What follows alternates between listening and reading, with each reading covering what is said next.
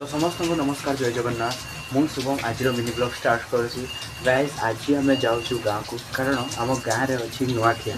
तो चलतु जा आप देखो आम कौन हुए आपन को देखी चलतु।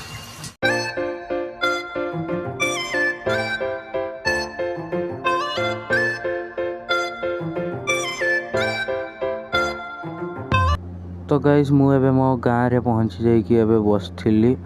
तो गाइस मु देखुली एबे मो नाना एगुड़ा काटुचंती एगुड़ा रे एबे मु खाइबू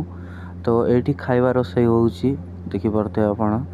तो एबे हम खाइबा आस जाइए एबे हम खाइबू पूजा सब सरला तो एबे एते सारा डिश बनची मु खाइबी आपन को कहबी केमती लागुची तो आपण को आडे हुए या नहीं मते टिके निश्चय कमेंट रे जणाइबे। तो चलंतु एबे मु खाए तो एटा सांग माने बहुत ही टेस्टी बनची गाइस ए मिनी ब्लॉग टी मु एठी एंड करची तो मिनी ब्लॉग टी भल लागिथिले लाइक करिवे कमेंट करिवे आ शेयर करी आ चैनल रे नवा थिले सब्सक्राइब करिवे। तो आज पे एतिकी बाय बाय जय जगन्नाथ।